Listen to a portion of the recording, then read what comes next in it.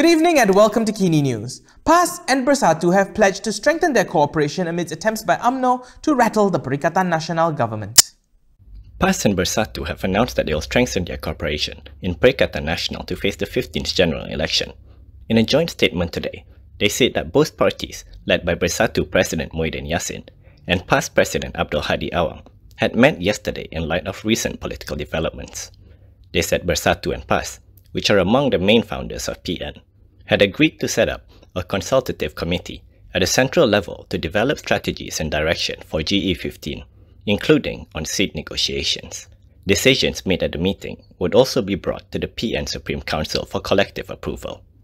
The parties said that they would reject any attempts to change the current coalition government's composition after GE15, particularly if it involves Pakatan Harapan and their allies, and added that Bersatu and PAS are always committed towards the unity of the Ummah and the unity of our diverse communities, and would cooperate with those who support the concept.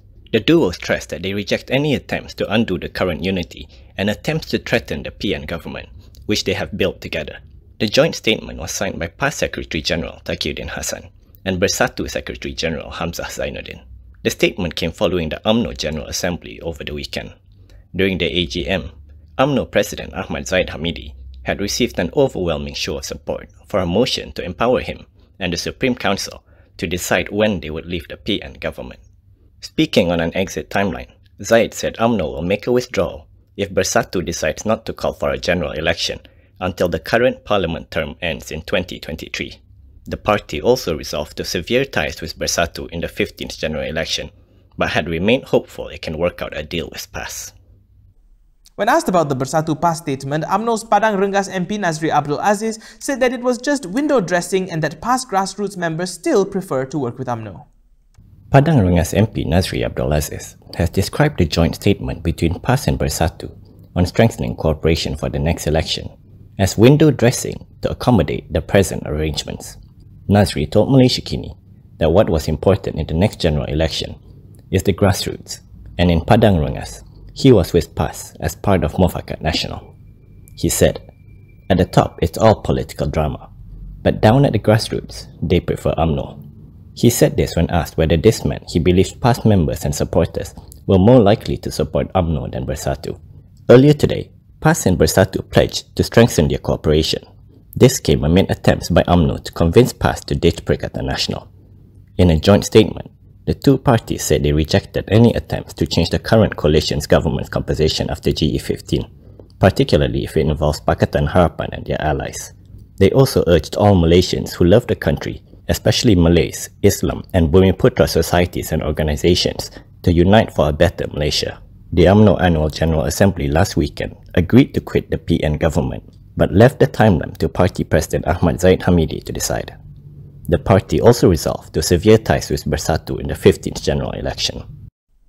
A new emergency law was gazetted today allowing the executive government to expand the budget without having to get Parliament approval.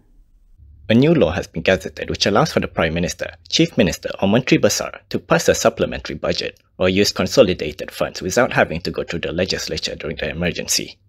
This was outlined in an ordinance issued today. This means that the Federal Treasury, Menteri Besar or Chief Minister can use the budget from their respective consolidated funds without approval from lawmakers. The new law also suspended Paragraph 4B of the Government Funding Act 1983 and Paragraph 22B and Treasury Bills Local Act 1946, which are in relation to the Dewan Rakyat Authority over money matters. Parliament and all legislative assemblies have been suspended since January 11th through a proclamation of emergency. Under the emergency, the government can pass new laws with the assent of the Yang di-Pertuan Agong without having to go through the legislature. The emergency is set to expire on August 1st.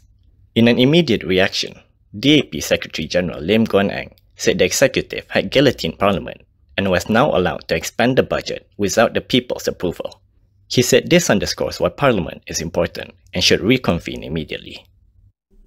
Prime Minister Muhyiddin Yassin has revealed that he advised UMNO ministers to remain in the cabinet during a meeting on Monday. He said based on his advice, a consensus was achieved for all of them to remain in the cabinet. Prime Minister Muhyiddin Yassin has revealed that he had advised UMNO ministers not to quit the Perikatan Nasional government, and a consensus was reached for them to remain in the cabinet. He said, based on this, he guaranteed that the cabinet will function normally and that all government initiatives will be executed as planned. Muhyiddin had summoned UMNO ministers to the Prime Minister's office on Monday. This was a day after UMNO's General Assembly empowered its President Ahmad Zahid Hamidi and the Supreme Council to decide on its timeline to quit the government. UMNO Deputy President Muhammad Hassan indicated that the preliminary exit date is in August, which is when the state of emergency is set to end.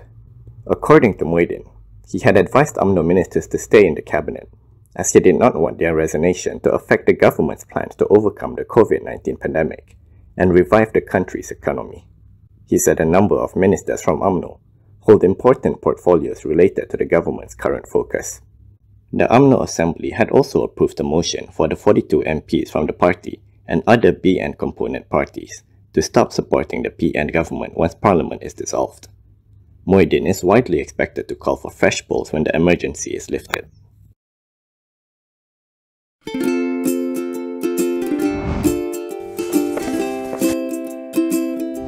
Shellfish, red meat, and beer.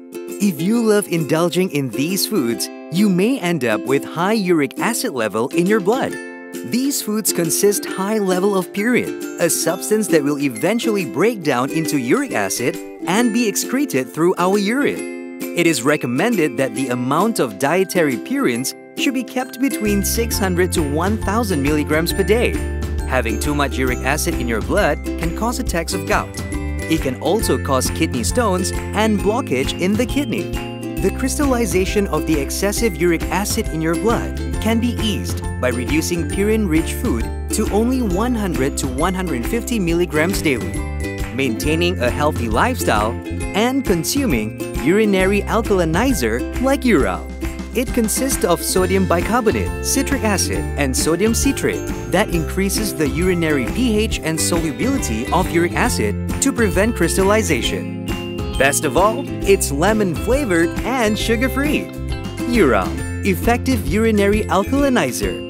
Neutralize your uric acid problem now.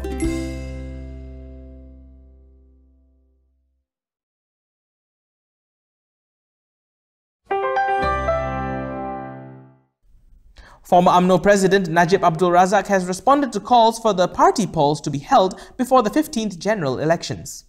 Dia ada pros and cons. Kita ada pemilihan. Satu daripada kesan daripada pemilihan ini, perpecahan dalam parti kita, dan pihak yang kalah tu akan dicuri oleh pihak lain untuk menjadi calon mereka. Jadi kalau ada pihak parti lain yang nak melemahkan UMNO, dia akan tunggu pemilihan dalam UMNO. Jadi serpihan daripada mereka yang kalah tu akan dipelawa ataupun dipujuk atau ditawar untuk masuk parti mereka. This was the response from Pekan UMNO Chief Najib Abdul Razak when asked for comments on Rembau MP Khairi Jamaluddin's call for the UMNO leadership to bring forward the party elections. According to Najib, many quarters were waiting for an opportunity to weaken the party through the party polls. He added that if party elections were to be held, it had to be on a level playing field. This would require those who are contesting to resign from their post in the government. He said, this is as they could offer many things using allocations from the government. Najib was speaking to reporters after delivering his address at the closing of the Malaysian Democracy Forum. Yesterday, Khairi had said that there is only one way to settle UMNO's internal chaos, which is by holding party elections immediately. He said the party polls should be held ahead of GE15, as UMNO must face the general elections with a leadership that has a clear mandate and which can gain the support of the people. Khairi was commenting after a weekend in which existing divisions within the party were highlighted at the annual General Assembly, in which its President Ahmad Zahid Hamidi made it clear that UMNO was going to break up with Prime Minister Muhyiddin Yassin's Bersatu. During the AGM, UMNO Deputy President Muhammad Hassan said the UMNO election should be held this year, but priority should be given to GE15. And that's a wrap for today. For more stories, you can find them at kinitv.com. You can also follow us on Instagram, Twitter, YouTube, and Facebook, where we also post the latest news headlines. Now, before we go, if you would like to support independent media, you can consider subscribing to MalaysiaKini.com. Go to Malaysia Kini to find our subscription page, and you can find some deals waiting for you right there. If you're heading out, don't forget your mask, and when you can, try to stay home. I'm Daniel Anthony. Thank you for watching, and as always, stay safe, Malaysia.